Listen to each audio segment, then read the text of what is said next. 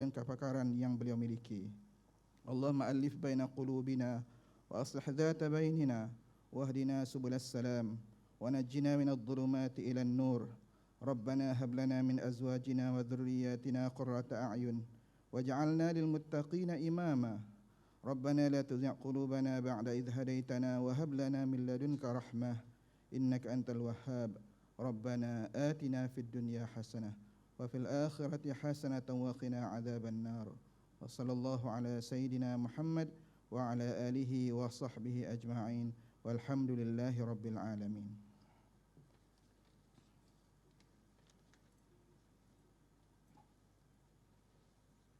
Thank you, Encik Fakhrul Razi, for the doa. A very good afternoon to Professor Dr. Nur Saadah Abdul Rahman, Deputy Vice-Chancellor, Research and Innovation, University of Malaya, Professor Dr. Rofina Yasmin Othman, Professors, Tan Sri, Datuk, Datin, distinguished guests, management of the Faculty of Science, University Malaya, ladies and gentlemen. Welcome to the inaugural lecture by Professor Dr. Rofina Yasmin Othman, entitled From Virology to Biotechnology, Pathogenic Particles or Profitable Possibilities. Without further ado, I would like to invite the chairman for today's inaugural lecture, Professor Dr. Nur Saadah Abdul Rahman, Deputy Vice-Chancellor, Research and Innovation, to chair today's lecture. Prof. Nur Saadah, please welcome.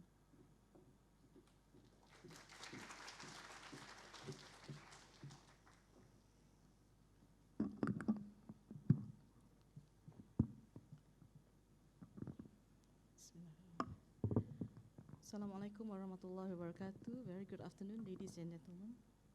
Professor Dr. Rofina Yasmin Othman. Professor Dr. Rofina Yasmin Othman started her school days just outside the campus at the Sultan Alam Shah Primary School. And she completed her primary schooling at the Clifford Primary School in Kuala Lipis and St. Agnes Primary School in Kota Kinabalu. She then had her secondary education at the renowned Tunku Kursyah College in Seremban. A JPA scholarship enabled her to pursue her education in the UK, completing her A-levels at the Cambridgeshire College of Arts and Technology. Then graduating with an honours degree in microbiology from the University of Surrey. On her return, Professor Rofina Yasmin joined the then Department of Genetics and Cellular Biology at as a tutor and began her career as a researcher in virology, working in the molecular biology of rotavirus under the supervision of the eminent virologist Professor Dr. Lam Sakit and Associate Professor Dr. Nasabanu Gulam Rasul.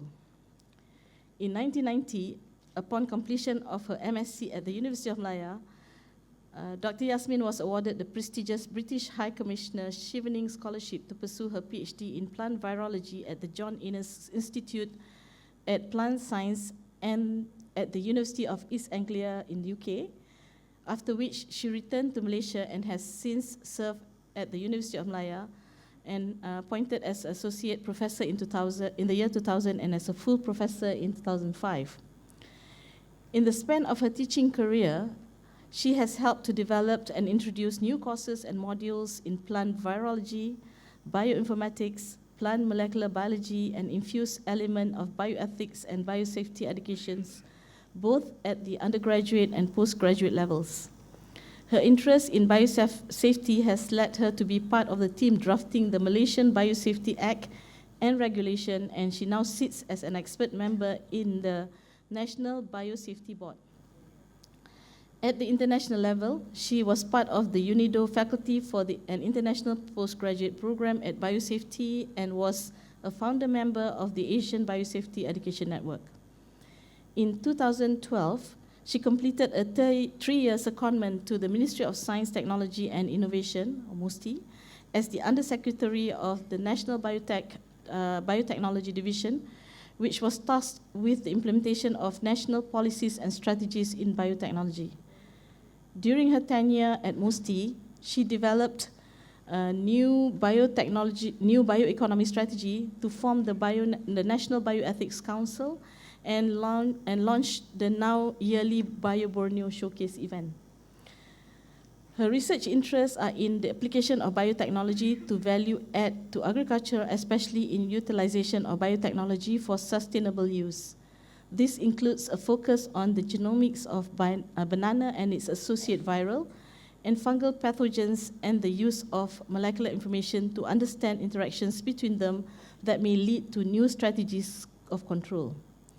She has collaborated with scientists working in different domains to utilize molecular approaches in understanding and diagnosing viral disease, as was host response to pathogens.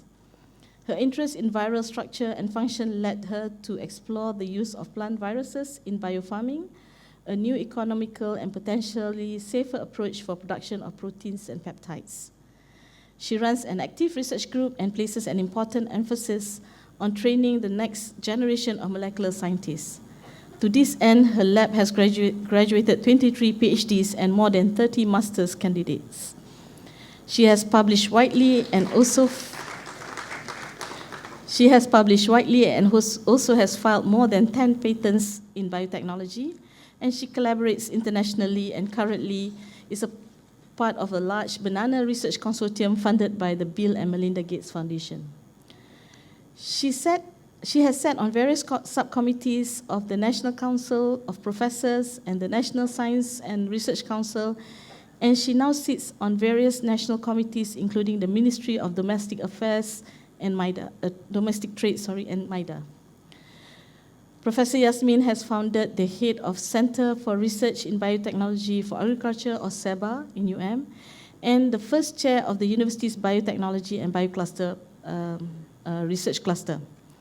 She is currently the Associate Vice Chancellor for Industry and Community Network, and also the Director for University of Malaya Center for Commercialization and Innovation, UMCIC, where she actually is tasked with overseeing the movement of the university's R&D output through the commercial value chain. And she believes passionately in the concept of entrepreneur university and the importance of interactivity between university and its stakeholders. In 2015, she was inducted as one of the Malaysia's top research scientists, or TRSM, by the Malaysian Academy of Sciences, Malaysia, and has recently received her fellowship at the Academy of Science. So she's now a fellow at the Academy of Science, Malaysia. Congratulations. So without much ado, I think you're here to listen to Prof. Yasmin more than to what I have to say. I would like to invite Prof. Yasmin to actually give her inaugural lecture. Thank you.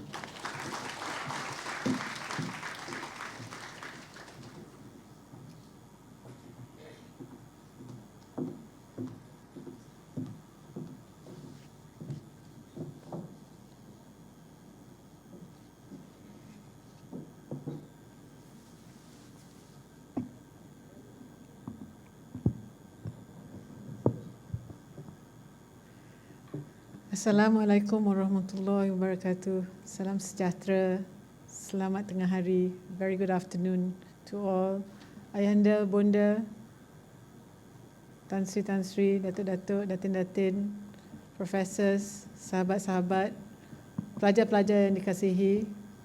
Terima kasih ke atas kedatangan saudari-saudara ke majlis syarahan perdana saya pada tengah hari ini.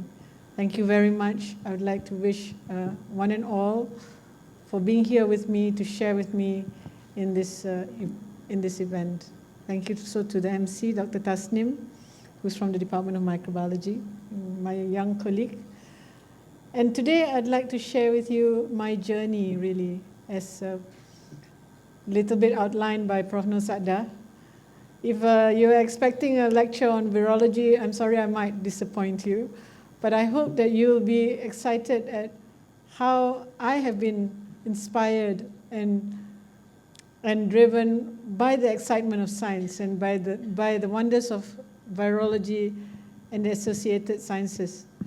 So the title for my talk today, From Virology to Biotechnology, is a reflection on a journey of research, a journey of discovery, and a journey of collaboration that has really supported me all these years in the university So I joined University of Malaya after graduating in 1985. And I'm really happy to note that many of my colleagues who were in there with me at the beginning are here today. Dr. Norhana, Prof. Fong, Dr. Ilham, and Dr. Maud. These are people who have known me since the first day I stepped into the university. Prof. Nozulani actually has known me longer than that, since school, since I was 12. And it's just a wonderful gathering. I'm so grateful for the presence of senior professors, Professor Lam, Professor Yong, Professor Pang, Serena. The list goes on and on. You know? But I think, let me start my story. And along the way, I will be referencing all these people again, as they have made a real impact on the way I do my work, the way I lead my life at the university, and how I think in the spirit of scientific collaboration and cooperation, working as a team is key. And I hope the young people today appreciate the message that I would like to bring forward. So pathogenic particles of profitable possibilities. I think we have in our audience here today, so Dr. Nazli, formerly the CEO of Biotech, and he might appreciate the last part. And really that has been heavily influenced by my time in MOSTI, looking at science as more than just science, but as a way maybe to alleviate economy, to alleviate livelihoods, and to actually make an impact on the country. But I start with a quote by a person probably not known to many of you. He's called Louis Thomas, and he's actually a scientist poet from the University of Yale.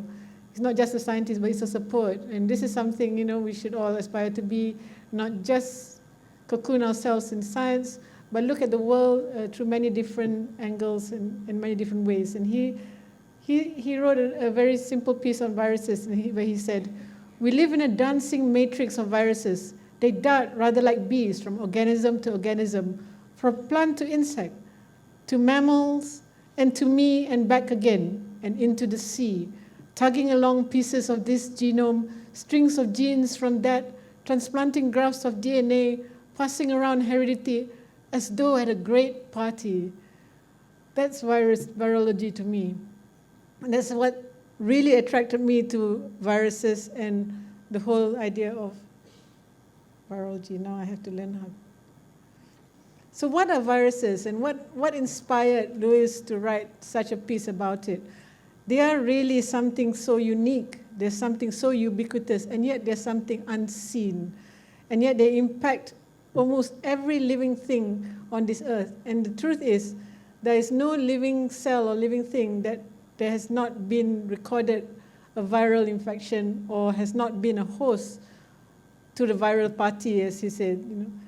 And so viruses are ubiquitous, which means everywhere.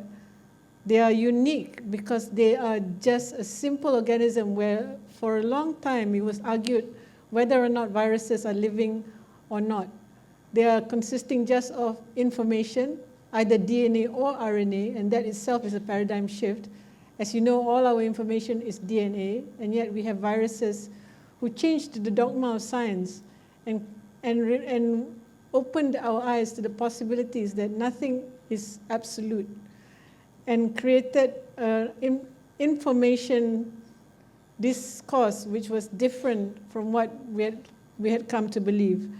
So it's a collection of genetic material in a submicroscopic protective protein coat called a capsid. That's all it is, very simple, and yet it has hosts in every living cell on the planet. Whether you're an animal, a human, a plant, or even a bacteria, there is a virus that will infect you. And that was my starting point. And here's me at the starting point of my career. A young 19-year-old in a laboratory far, far away, and getting very excited at the opportunity of doing some real science. And I was very fortunate. I was working in the laboratory of Professor Raymond Spear, who was an eminent virologist at that time, working on the growth of influenza A virus. And the instrument that you see in the picture here was something I made by hand, going down to the workshop. It's a vessel to grow cells. At that time we used a cell called MDCK, Prof. Lam will know. to grow influenza cells on microcarrier beads as a means to propagate the virus in large quantities. And we were in some parts successful and created really, he created really the first commercial vessels, maybe inspired a little bit by my 6 months work in the laboratory for growing large-scale antigens of influenza A.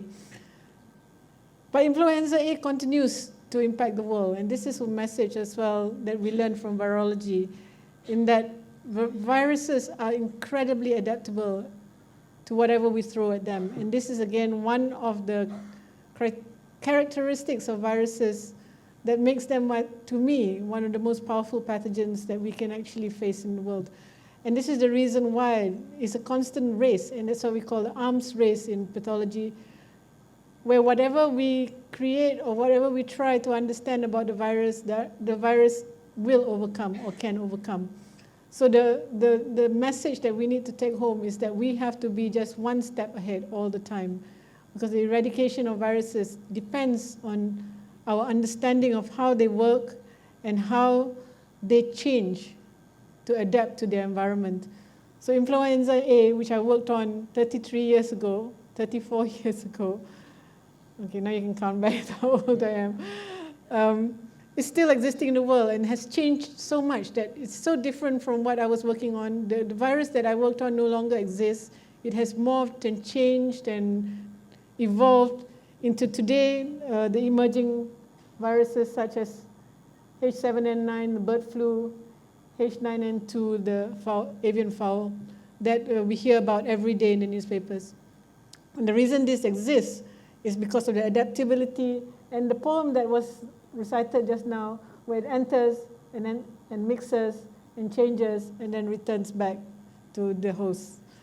So that's virus for you. But I did finish my degree no matter what, influenza. And here I am, inspired as well. You know, my grandmother, my late grandmother, was inspired enough to be able to travel. It was only her second journey overseas after the Hajj, all the way to attend my graduation with my parents. And here's the graduating class of 84 in Surrey. But viruses evolved, and so did I. And if you look in this map, you will see a map with 3 colors: red for newly emerging, blue for re-emerging, and then there's a category called deliberately emerging, you know. And this also comes from our understanding of viruses. And this is a fascinating map, because you can see that these are viruses that keep changing and keep emerging and re-emerging. The word re-emerging and resurging is really one of the hallmarks of viral infections, because they are forever adapting, forever evolving to whatever situation they have. And that makes them really quite a powerful microbe indeed. So when I got back, of course, I evolved. I evolved and decided I still wanted to study virology. And I was very lucky to, at that time, meet Professor T.K. Mukherjee, for those of you who remember him. And he was very kind enough to offer me a tutorship in the Department of Microbiology. And at that time, I was also very lucky then to have met Professor Lam Sai Kit, who was running the medical microbiology lab, and he had a fully equipped lab, wonderfully supported facility. And at that time also a young lecturer, Dr. Nasar Rasul, who I could not contact this time, were able to offer me an opportunity to work on a virus that was very much an issue in Malaysia at the time. And this was rotavirus, a virus that infected young children, caused diarrhea, and was sporadically having outbreaks throughout the country. And it is a reflection, and I know that the incidences of rotavirus are very much on the decline in Malaysia. It is a reflection of the better standards of hygiene and the better standards of sewage treatment that we have in our country right now. And we're also looking forward, of course, to the vaccine for rotavirus that may be available to the general public at some point. But what I was studying was really to look at the epidemiology of these viruses, the variability of this virus using the molecular tools that I just picked up. And here is just an example, just to show that in one cohort that we looked at how many different kinds of viruses were present in our environment at any one time. And they're all rotaviruses. So these little lines here represent the genome of each of the virus that was isolated. And we calculated that there was more than one type. In fact, there were at least 7 serotypes of the virus circulating at any one time. And that is, again, a challenge when you think about how you're going to create new vaccines, how you're going to create new treatments, how you're going to even diagnose the virus, because each strain will give you a different symptom or syndrome, which is unique to not only the virus, but to the host that it infects. So there's so many permutations about diagnostics, and the ability to diagnose in the laboratory is really quite a powerful tool. I put these 2 pictures up because Dr. Ilham, Professor Dr. Ilham, is in the audience somewhere now with UITM. There he is. He was a co-author on this paper. We were suffering together in the laboratory. It was a very tough project. We were dealing with children's waste material. I collected more than 300 samples of diarrhea over the 2 years, but for a noble cause. I can tell from the diarrhea, even without sampling, whether it's rotavirus or not. By the way, Dr. Hani, just show it to me and I'll tell you. It has a very unique color and characteristic. And I put, it's true. And here is Dr. Norhana, my partner in crime. Dr. Norhana was not on this project, but she was one of the key people who kept me going in the laboratory, and she's here today. She was in Prof. Ansari's lab, and I think several of Prof. Ansari's laboratory students are here today as well. And we really made quite a fun team at that time, where science was really about sharing, about the aches and pains, about the joys of getting good results, and we shared it very much as a team, and it was a wonderful experience. And at the same time as I finished my work with rotavirus, Prof. Lam also kindly allowed me to join the dengue laboratory, and I actually managed to go into Kepung to get blood for the longitudinal study on Jinjang dengue project, I thought, which was wonderful. And had a chance to work with other members of the lab, and also with eminent immunologist Professor Tiki Pang, who's now since retired, I believe. But again, I evolved when I realized plants also get virus infection. Plants also get sick, and here are some of the symptoms of the poor plants. So just like humans, just like animals, plants also are susceptible to virus infection, and it manifests in all sorts of symptoms, whether they're ring spot, whether they're mosaic, whether they're necrosis, whether they're stunting, or whether they have this beautiful picture called variegation. And it's the last picture that I pointed out, which was so fascinating to me, because this is something of desire. Beautiful tulips with variegated patterns. But little did they know over the hundreds of years that this variegation was a result of virus infection. So this is a non-infected tulip, and this is the beautifully infected tulip. So much so that tulip breeders in Holland now propagate viruses to enable them to get new designs and new colors just by doing cross-infection of viruses. So this discovery was called Tulip Mania, Tulip Mania. And it is an example very early on how discoveries in plant virology has charted a classic path of disruptive evidence. So it's not just about discovering tulip-breaking disease. It's also about viruses, plant viruses actually being the first virus to be purified, the first virus to be crystallized, the first virus for which the genome was fully sequenced, and later on, the first virus for which RNAi technology was developed. But they didn't win the Nobel Prize. The medical people won the Nobel Prize. Because plant scientists don't win Nobel Prizes. By the way, there's no Nobel Prize for plant science. So if you want to win a Nobel Prize, you have to do medicine or chemistry or you can't. But I tell a lie, actually, because 6 plant virologists have won the Nobel Prize. Or 6 plant biologists have won the Nobel Prize, including Barbara McClintock, of course, who was a plant biologist who won the Nobel Prize for discovering inheritance, or the mechanism for inheritance. So you'd have to get Nobel Prize under somebody else's name, But the people who discovered RNAi did not win, which was sad because I knew them. They were working where I was doing my PhD. So I went on then to do a PhD in plant virology in the laboratory of Professor Roger Beachy right here. And these are other people who were working in the lab at the time, a very international lab. And this was the virus I sequenced.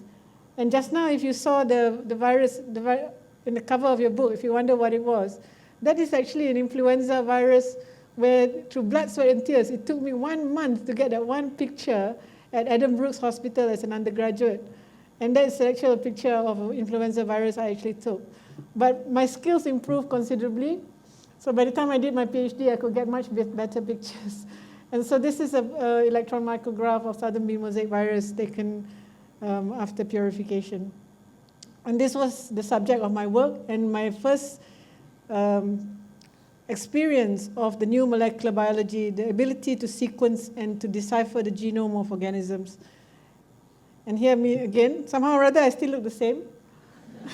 The glasses are a little bit smaller, but the hair is the same. Back in the lab, doing the same thing. And again, it was a very intense and enjoyable three years that I spent at the John Innes Institute of Plant Science, a wonderful institute, which was really a truly international experience and a truly great scientific experience. Like I said, it's a lab next door where RNAi was discovered, where pathogen-derived protection was actually first created. The first transgenic plants were derived, were all at the institute as well. And come out with a PhD and graduated. And again, I was very blessed that my mom was able to attend my convocation as well. So 3 in a row. I missed the one convocation because I think I'm out of sync. Because before I went back to my graduation photo is missing. Oh, it is there actually. I forgot to mention. I must not forget to mention, of course, Duli Yang Mulia Sultan Nazrin, our Chancellor now. I was very lucky to actually receive my scroll from him as a young man. He was a young man. Like I said, the journey continues, and I returned back to after 3 years and 3 months exactly, back to the Institute of Biological Sciences, and back to the actual incredible diversity that is the Malaysian fauna, Malaysian flora, and in the Malaysian tropical environment. And it was during this return that I had to make a decision on how or what I was going to continue in terms of my research. And when I first came back, I started off studying banana viruses, and I spent the first 3 to 4 years really struggling to look at viruses of banana, because I thought, I'm a virologist, I must do virology. And banana at that time was something that, again, was a revelation to me, because I discovered when I came back that Malaysia was the center of origin of all bananas, and that there are more than 100 over natural variants of bananas that originate from our country. All bananas came from here. So as a virologist, that's very exciting, because one of the things we learn in pathology and in microbiology is that pathogens will co-evolve with hosts where at the center of origin. Okay, so if you're going to get diversity in host, you should be able to get diversity in your pathogens as well. So it seemed like a very exciting thing to study.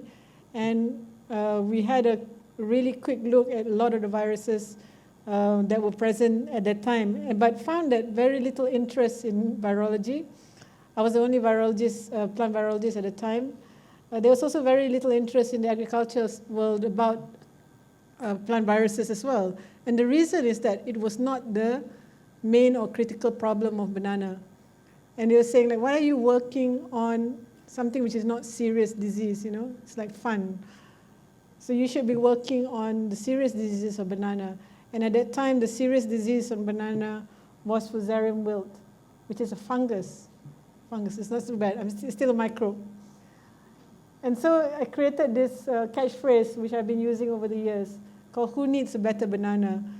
And I think we do, because all we end up with eating is this pisang bone, right? And the reason is manifold. One thing is a very resilient banana, even though in the 80s, the Cavendish banana was wiped out by Fusarium, but it was quickly replaced by another. Another is because it is one that has good post-harvest keeping qualities, and it's less susceptible than our local bananas to a lot of the diseases. So we're stuck with this. So really, we wanted to find ways of means to work on bananas, and this is the time where I started my most prolific collaboration with somebody I met in one of the inaugural lectures. I think it was Prof. Nozolani, and she was at that time 9 months pregnant, and I said, quick, I want to collaborate with you before you have your first baby. And I think it was just about 9 months, and I only had a few weeks to talk to you before starting our collaboration. And it started by us looking at what are the constraints of pests and diseases in banana. And there were lots, and this was in the literature. And we knew that in Malaysia, the main constraint was Panama disease, or Fusarium wilt, called Panama disease because it was first detected in the growing regions in South America. So most of our banana in the world is grown in South America, but do you know that there are no natural bananas in South America? Everybody associates banana with Ecuador, with Costa Rica, but there's no natural banana in the Amazon. There's no natural banana in the Brazilian rainforest. They all came from Southeast Asia.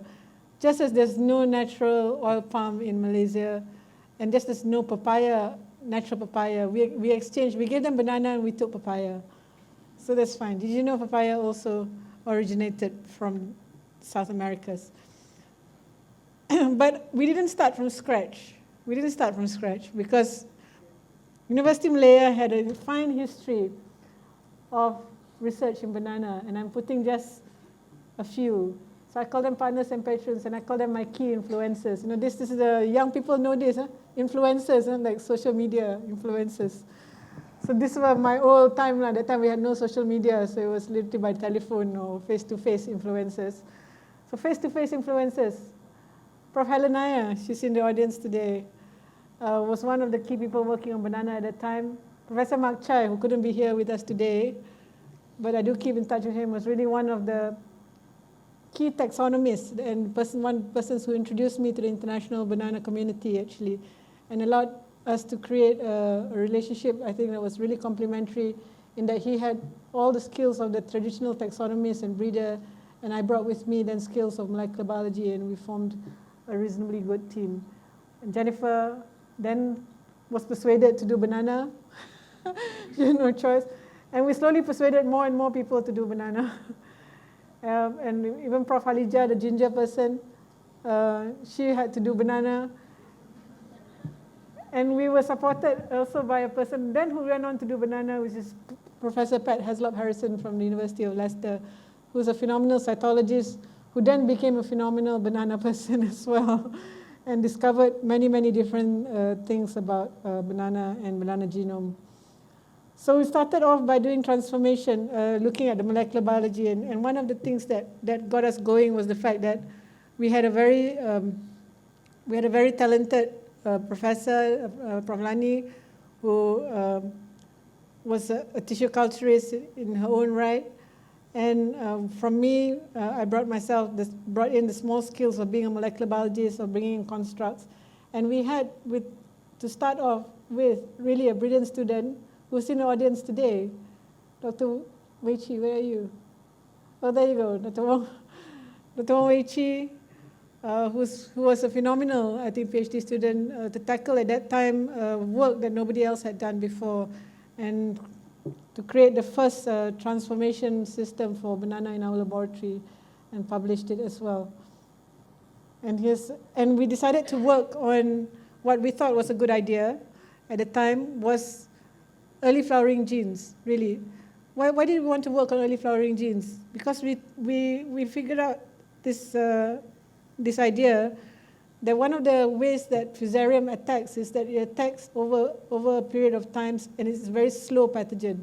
If you can get your banana to actually mature faster, then the fusarium will not have time to be able to take root, and you can harvest your banana safely. And as you know, banana only harvest once, right? So it doesn't matter if it's infected after the harvest or if it's infected after the fruit has matured. You know, you can get a full harvest, and then you chop down the tree and you start again. So we thought that putting in an early flowering gene, and there was a lot of genes that had been identified, and we managed to isolate a gene called OPSOC1, which was related with early flowering. And when she transformed it into her banana, and lo and behold, it didn't work. It didn't work. Why didn't it work? There's a lot of hypotheses that we had that, you know, early flowering is a very specific switch that needs a lot of controls. And that time we did not understand enough about how these genes should be switched on and off. And surely we would have done it differently then. But the idea, I think, still remains the same. If we can get something to flower early enough, then we would be able to win the race against the pathogen, so to speak. So not to create a resistant plant, but to create a plant which is faster than the pathogen. We went on then to try to understand a little bit more about the host-pathogen relationship, since we decided we didn't know enough. And we started on functional genomics, and this was a collaboration with UPM, and this is Dr. Tang Siang Hee, who now is working in Singapore, I think with ISA. And we created the first EST library of local banana. At that time it was Rastali, which was very susceptible to fusarium. And then we went on to look at markers that could help us in deciphering this. And this was work with Dr. Teo Chi Hao, at that time a postdoc. Is he here? Yeah, he's here. And he's like a virus also. He's moved here, there. He's gone to Pat Hasselhoff Harrison's lab in Leicester, then he went to work in Max Planck, then he went back to Taylor's, and he's now back. We are fortunate to have him back with us. And he was one of the people who helped co-develop these markers in Pat Hasselhoff Harrison's laboratory. And we identified, using the markers, the variety of bananas that are present in Malaysia, and you can actually differentiate them using these markers. We also, Prof. Lani, look at this picture. We also managed to isolate interesting genes, and this is one of our students from Sabah, Walter, who went on then to do a PhD in New Zealand. And again, the work continued in trying to understand bananas more, and we have here today Dr. Fatima Kayat. Now she's Dean of Bioresource at the University of Malaysia, Kelantan. So my students have all caught up with me. And I think congratulations as well on your promotion recently, Associate Professor. So Fatima created the first mapping population of a diploid banana with Prof. Mark Chai and with collaborators in SCRI, the Scottish Crop Research Institute. That was a repeat. So all this information we can put together to do what we call biotechnology of banana, to bring value to what we do with information that we have gathered, the transformation, the isolation of the different genes, gave us a process where we could now create new bananas, transgenic bananas, using the new biotechnologies that we had created.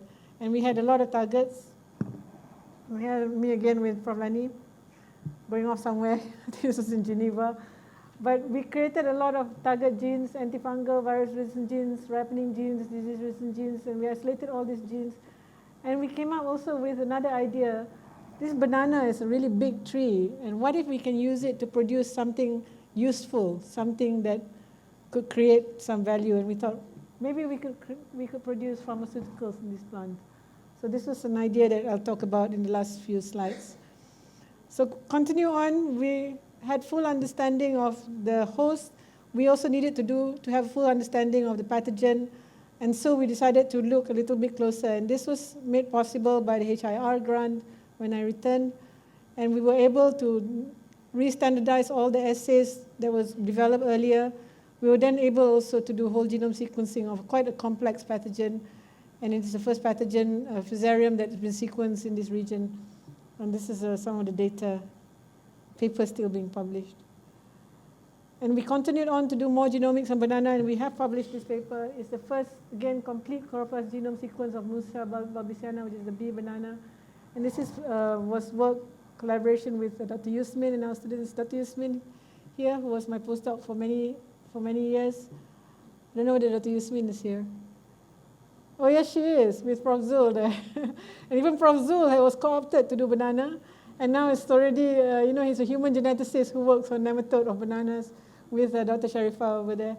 So everybody has to work on bananas at the end of the day. We're all going to go bananas because bananas is our heritage, And it is really a fruit that is in decline in Malaysia at the moment because of disease, post-harvest, and the fact that all of us just take the easiest banana off the shelf, which is pisang bun. Stop taking that, start eating local bananas. Okay. All that resulted in the fact that we all got together and formed the Center for Research in Biotech for Agriculture, or SEBA, now headed by Prof. Jennifer.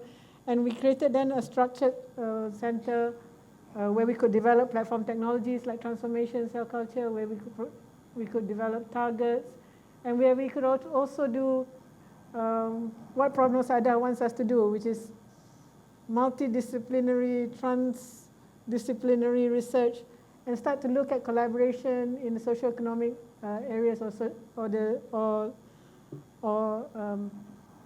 looking at things like economic impact, looking at things like public communication, and looking at things like at areas of safety. So finally, I come up to the last topic. Pathogens are pathogens, and pathogens are dangerous, and having information about it will help us eventually to create new or novel ways to overcome them. But we wanted to look again at whether there is any value that we could get from it, from the systems that we understood through something called plant molecular farming. And what is this plant molecular farming that we're talking about? It is using plants as biofactories, where you can produce and commercialize anything that you want, any protein that you want that can be produced in plants, whether it's pharmaceutical, industrial, technical, or nutraceuticals, using plants as a reactor. And this is one of the future directions of plant biotechnology, where earlier in the early part of the 20th century, it was all about resistance. Now, as we go along, the targets in the end of this century will be to produce different compounds and molecules using plants as production platforms.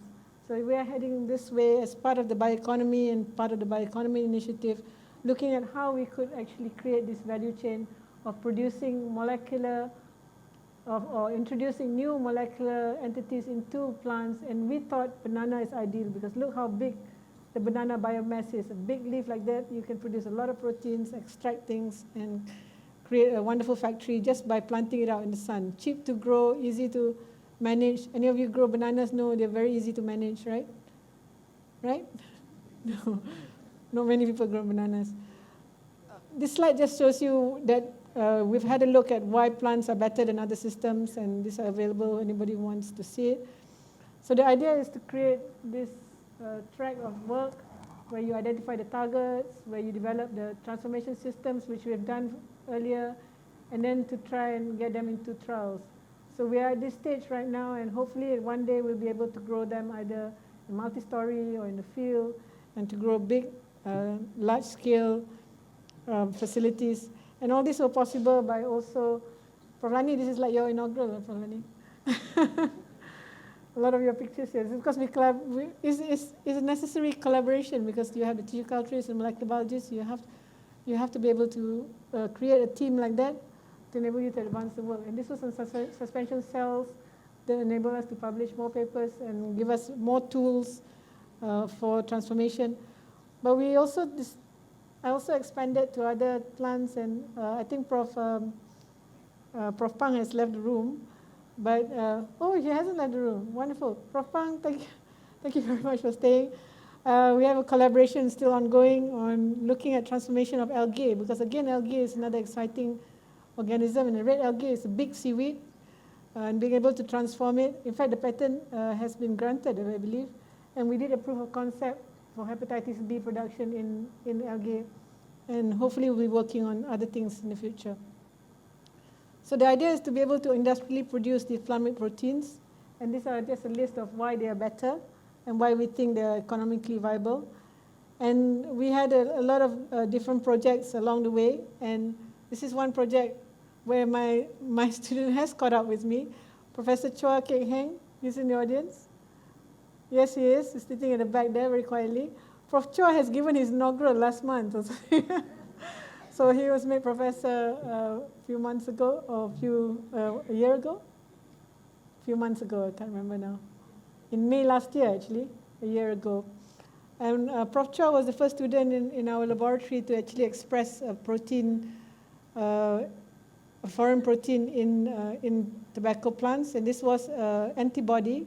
Can you imagine plants which actually express antibodies? And we produced it against plant virus, actually, plant virus target, and we found that the antibodies were functional and able to be used. Our current target, for which we have a collaboration with Prof. Mania, who's going to leave now, I caught him before he left, from Parasitology, was Toxoplasma gondii. And we thought that this was a more neglected disease that could excite some interest. And we created anti-TG SCFVs and chimeric IgGs. These are antibodies against this parasite. And this parasite, of course, infects both humans as well as cats and dogs, causes blindness, and has potential to be used as a therapeutic agent. And we collaborated for the plant-made protein with a very powerful group in Germany. This is Professor Rna Fischer, who was formerly director of Fraunhofer IME. They have the first plant-made protein in clinical trial, actually, which is against HIV, an antibody against HIV. And this is already in phase 3 clinical trial, but they were very kind enough to collaborate with us, and we managed under their collaboration to complete the constructs. And now we are hopefully in the next phase of the project of testing. And we find that the antibodies are immunoreactive. And the PhD was by Shireen. Dr. Shireen Lim also said she was coming somewhere around here. She's now working for Novartis, who created that molecule.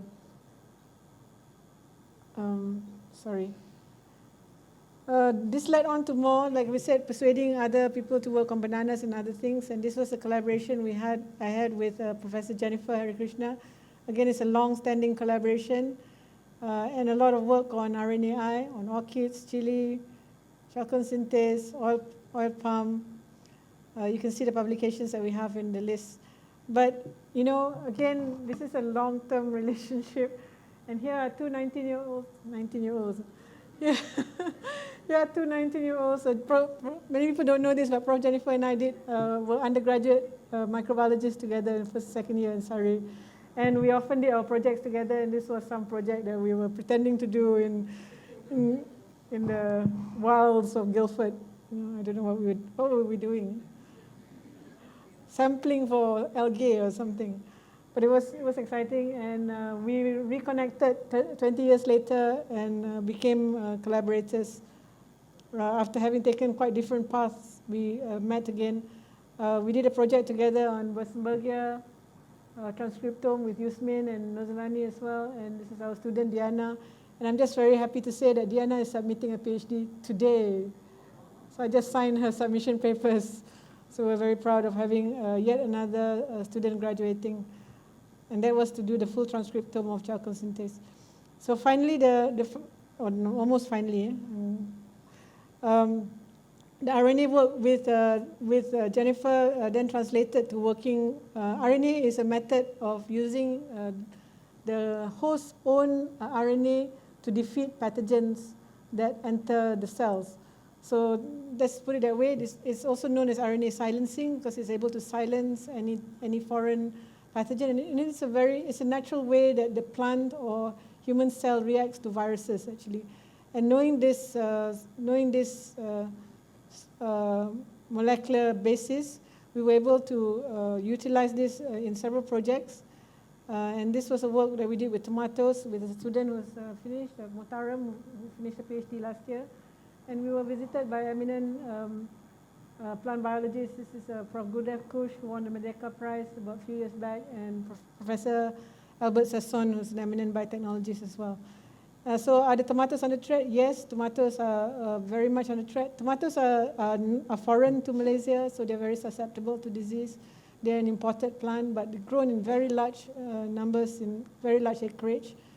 They are susceptible to a particular virus called a whitefly transmitted leaf curl virus. It's a Gemini virus.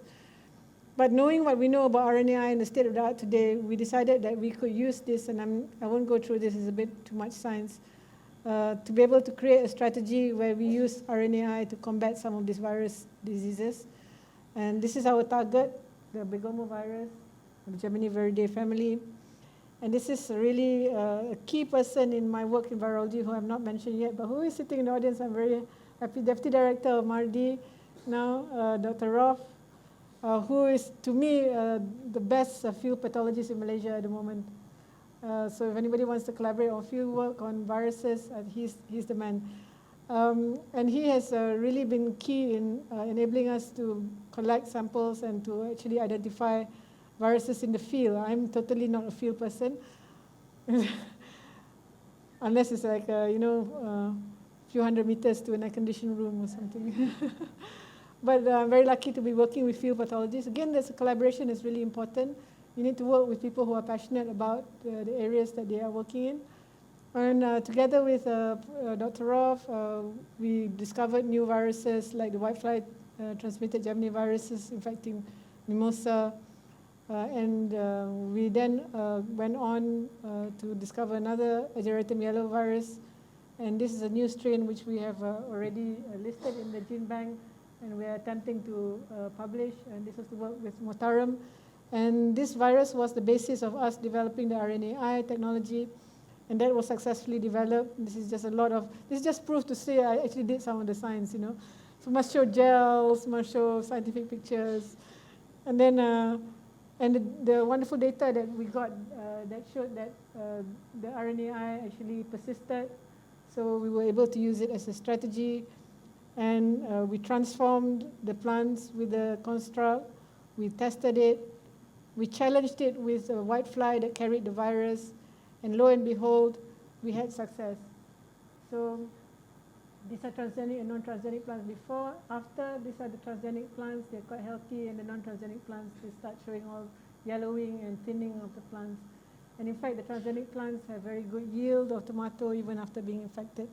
So this is a successful experiment, and we're hoping to work with an industry partner to take this into a trial. So finally, I'm sure you all like that word because it's almost tea time. Profitable possibilities. We go back to viruses. All the while I've been talking about how to kill viruses, how to deal with viruses. But what about the virus itself as a potential profitable possibilities? What do I mean actually? And we're talking here about viruses as nanobioparticles for expressing peptides. And this is what it means. If you look at the virus under the microscope, much higher magnification than what I showed you just now, you're going to see something like this, something incredibly beautiful and structured. So viruses are very unique because they are very structured. They have a code which mathematicians would die for, It is actually a mathematician's dream.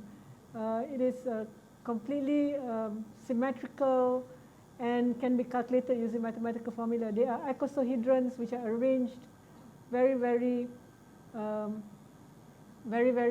structurally and to make the capsid. So each 300 nanometers contain thousands of capsids, icosahedral capsids.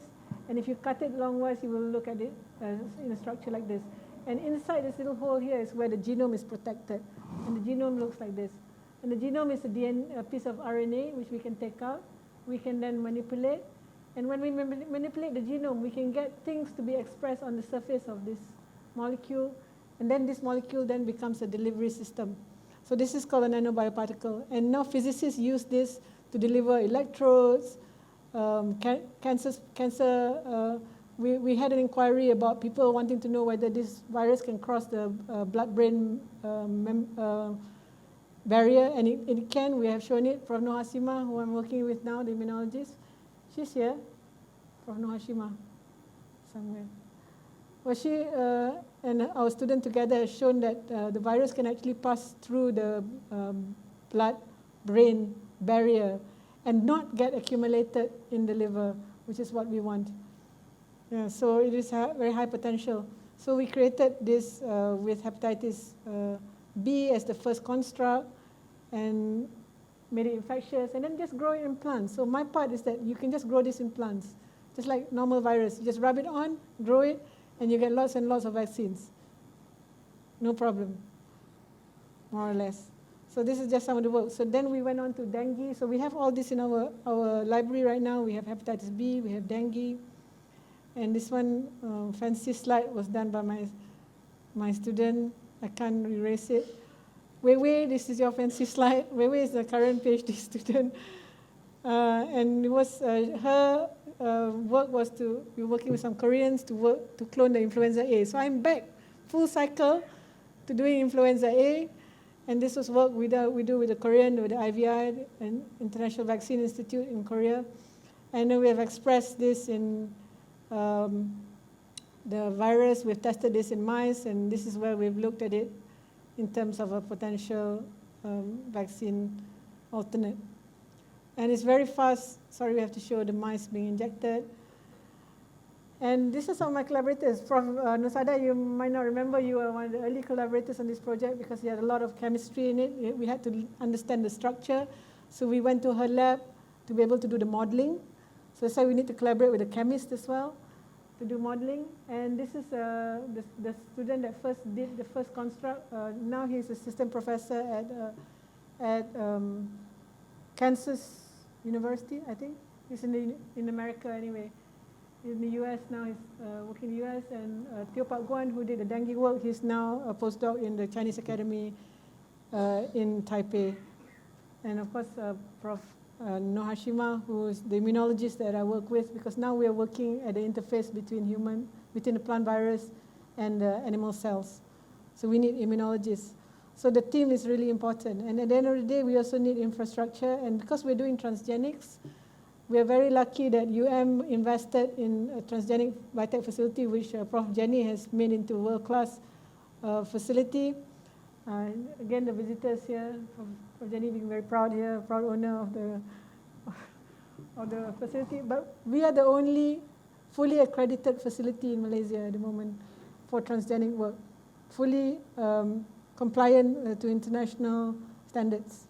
And I think that's very important because at the end of it, and this is my last slide actually, before I show you some pictures, that we need to do everything that must be evidence-based, science-based, supported by science, and that includes safety. And when we're working with transgenics, I think to be responsible scientists, we need to ensure that all the science-based biosafety is put into place.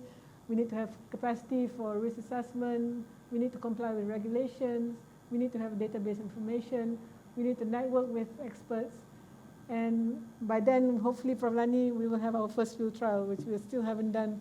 It's a tough road to get into field trial, just as tough as getting into a clinical trial.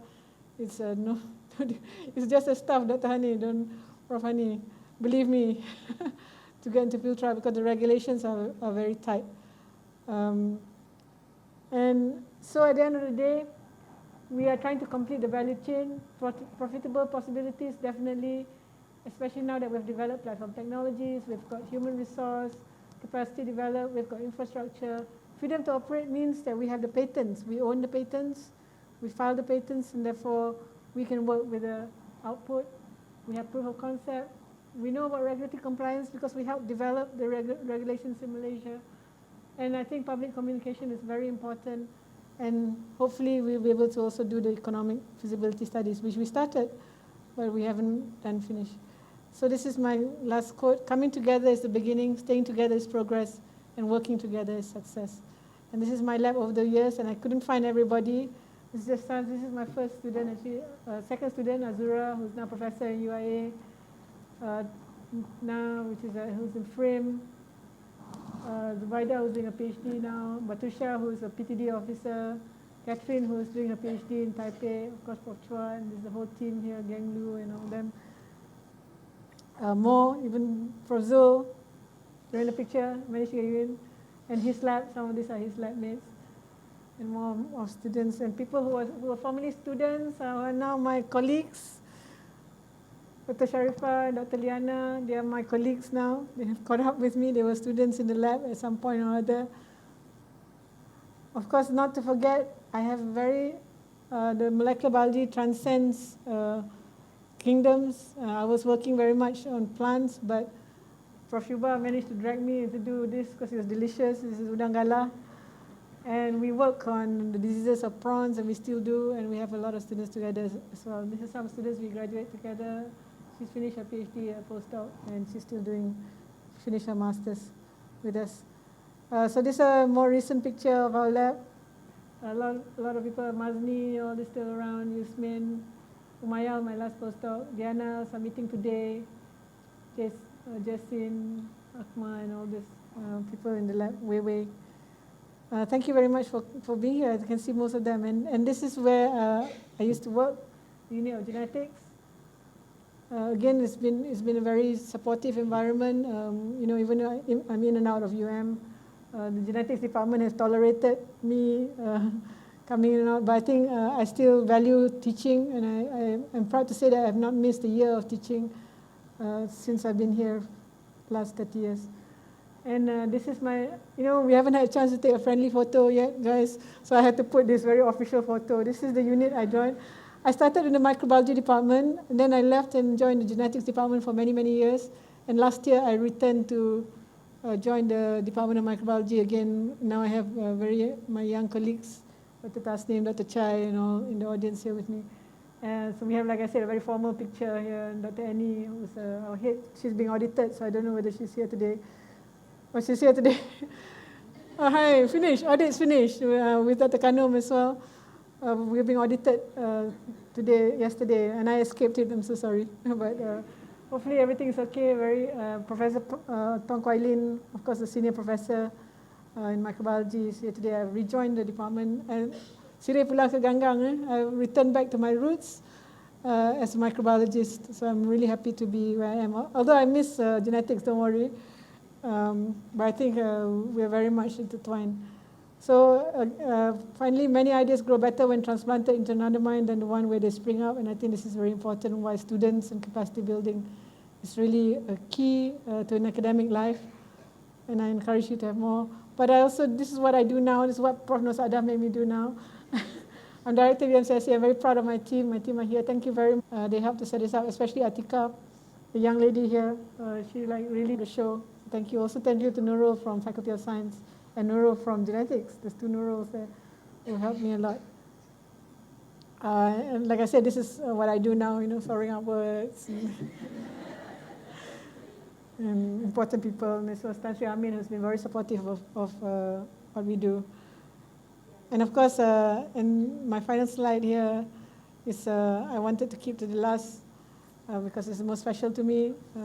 Is my beloved family, Ayanda, Bonda, my brother, Dr. Amin and his family, my uncles, my aunties, Mate Zara, Pak Teh, Panjang, Pakcik Saidi, my cousin Hafisham. I have a big family. A lot of my families are here, and my lovely children, Amir Zafri, Arif Aiman, my nieces and nephew, Hakim, Iman, what are you doing up there? Iman Alisha. All my family here, and of course, as you know, I didn't mention the most important person, architect Zainal Abidin, my husband, and sitting next to my cousin, Ramala and Ika. Thank you very much for being here. Thank you very much for supporting me in my career. It's been phenomenal support. I get to do whatever I want. I'm very spoiled. And I think it comes from having a very understanding and very supportive family. And that's, I think, is very important as part of how you develop as an academic as well. And why I've been able to achieve what I achieve is really due to this support as well. So, Alhamdulillah, syukur kehadrat ilahi, and thank you so much for the support. Bottom here is my extended family. My husband has 9 brothers and sisters. Who are all very supportive as well as of what we do. So I finish off by a short poem. Tanam lenggon tumbuh kelapa, terbit bunga pucuk keladi. Budi Tuan saya tak lupa, sudah terpaku di dalam hati.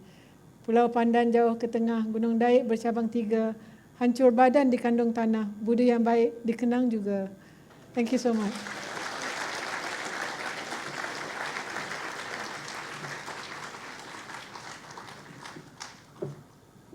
Thank you, Prof. Yasmin. Ladies and gentlemen, I would like to call upon Professor Dr. Nur Saadah Abdul Rahman, Deputy Vice Chancellor, Research and Innovation, to summarize and conclude today's lecture.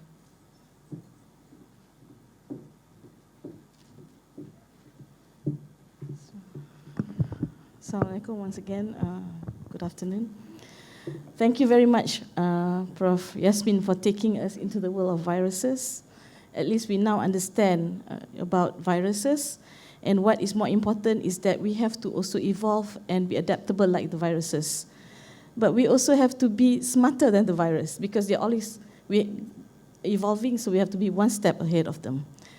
Prof. Yasmin has also taught us that not all viruses are bad, okay? That we always think that all viruses are bad, but there are also some good viruses which help to make our world more interesting, help to design our flowers, and also maybe help us to make proteins and peptides that we can use for drugs and vaccine. Then going on from viruses, Prof. Yasmin moved into working on fungus and bananas, presumably in a quest to give us better bananas. So what she has demonstrated to us, like the viruses which influenced her earlier career, a good scientist can morph and evolve to do many other wonderful work, going from viruses to fungus and banana. So small, medium, large, I presume. I hope our younger scientists in the audience here will also learn from Prof. Yasmin's experience and be more open and do good work and not, stay in only your area, but learn other areas and collaborate with others, which is, I think, one of the important take-home message that Prof. Yasmin wants us to know or to learn is to be able to work with others and to collaborate. And collaboration actually opens up a lot of opportunities. So with this, I think, let us thank Prof. Yasmin and congratulate her, for her success in our normal manner. Thank you, Prof. Yasmin.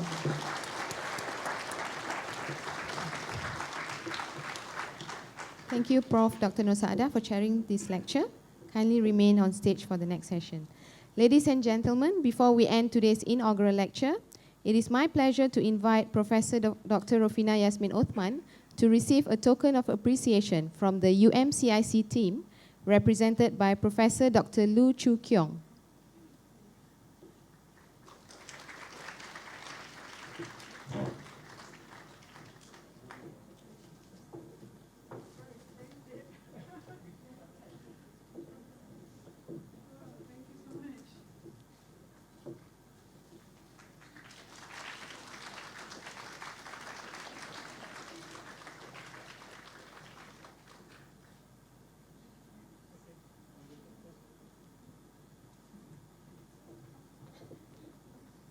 Thank you, professors. Next, I'd like to invite the representative from Yasmin Lab, Prof. Yasmin's laboratory, to deliver their token of appreciation.